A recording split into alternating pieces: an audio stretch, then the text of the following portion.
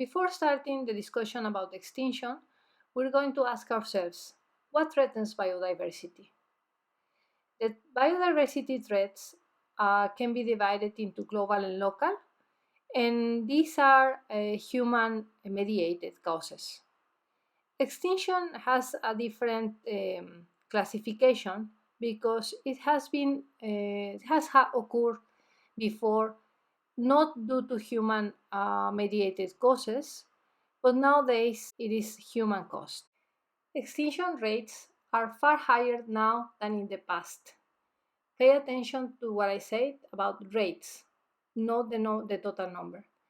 And then habitat destruction, climate change, invasive species, pollution, human population growth, and overharvesting are the greatest threats to biodiversity. So we know that biodiversity is in crisis today, but we don't know, or we need to analyze what is the role of extinction. The human cause basis of the crisis can also be a natural phenomenon. Species go extinct for a variety of natural reasons, like meteor strikes, volcanic eruptions, natural climate shifts, movements of continents over geological eons, things that occur all the time without the involvement of humans. Therefore, scientists know that there is a natural background rate of extinction. That's estimated to be somewhere in the neighborhood of 1 to 5 extinctions a year. Okay? So this is average over the geological time. This background rate exists because organisms are constantly being confronted by environmental changes. Some can deal with it and others can't. A major change has the potential to result in an extinction. Even without a direct natural phenomenon that could kill individuals directly, a species could go extinct due to its inability to keep up with the competitions or the predators or parasites that are always influencing the environment. So it's now estimated that the present extinction rate is somewhere between 1,000 to 10,000 times higher than the background rate. The reason is the humans. What's like to do here is frame this within nothing less than the entire history of life on Earth. So there have been 5 mass extinction events in all the Earth's history. And at least since 500 million years ago, we know very little about extinction events in other times, right? So these are called Big Five for obvious reasons. In the chart that I'm showing you, it shows the extinction rate. So it's measured as the number of families that went extinct per million years. And again, note that this number was never zero. So background rates are the ones that we were talking about. Background rates of extinction, typically less than 5 families per million years. We see the spikes in extinction rates marked as the 5 events. So we have one 444 million years ago, that is the end of Ordovician. Then we have another one 360 million years ago, late Devonian. Then we have 3rd, 4, and 5. And one of the important ones that we're familiar with is the event that killed off the dinosaurs. So in more relatively recent times, we can now discuss about the Quaternary megafauna extinctions. So we know that humans have had a profound impact on the planet ecosystems and climate, that Earth might be defined by a new geological epoch.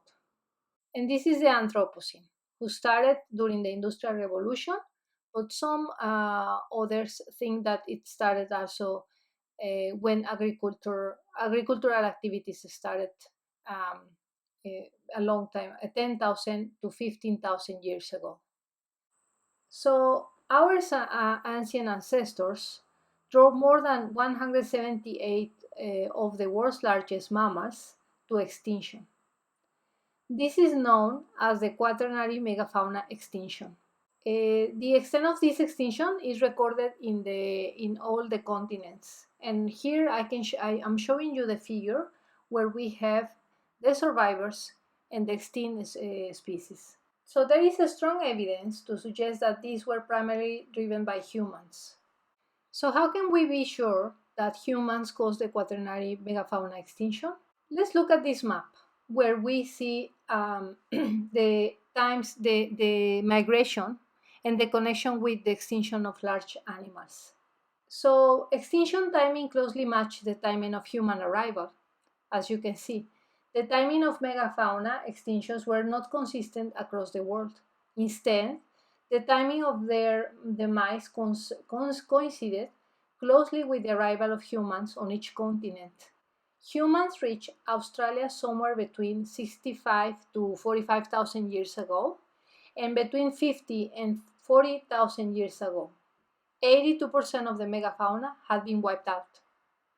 It was tens of thousands of years before the extinctions in North and South America, and several more before these occurred in Madagascar and the Caribbean islands.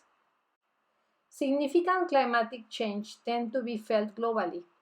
If this extinction were solely due to climate, we will expect that they will be extinct in all regions at the same time.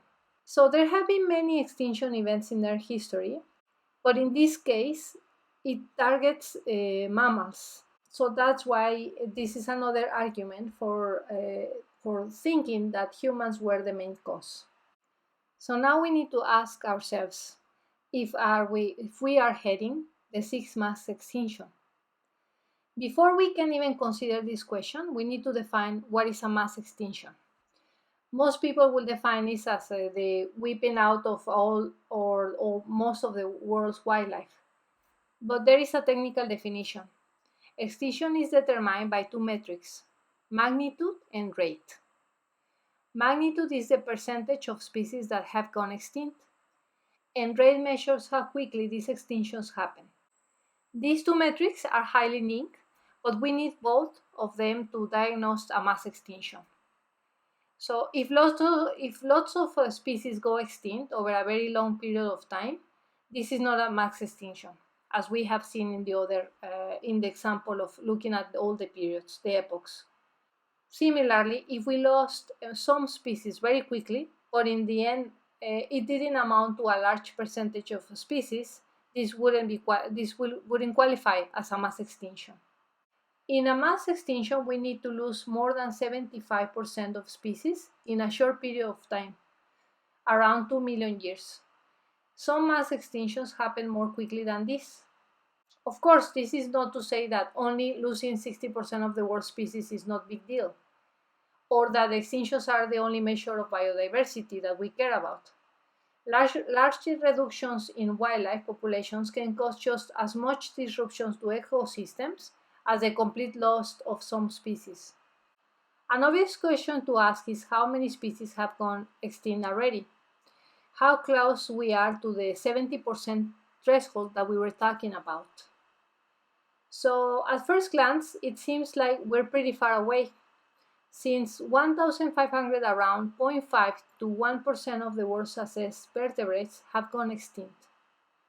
As we see in the chart, that's around 1.3% of birds, 1.4% of mammals, 0.6% of amphibians, and 0.2% of reptiles, and 0.2% of bony fishes.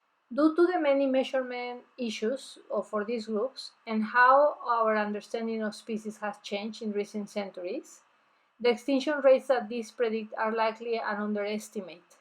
So let's consider that we have lost around 1% of these species. But we should also consider the large numbers of species that are threatened with extinction. So there is a high chance that many of these species go extinct in the next few decades. If they do, this share of extinct species changes significantly. In the chart, we also see the share of species in each group that is threatened with extinction. So you may think that this 1% is very small, or even 25% is very small, but we need to consider the speed, so we know that we're going towards the total extinction, right? So with these numbers, of course, it is quite depressing, and it's hard to find lately good news about the state of the world's wildlife. But there has been many conventions and agreements that have progressed into the conservation of the biodiversity. So we can already see some figures that are positive and that encourages to continue making a big effort for conserving species.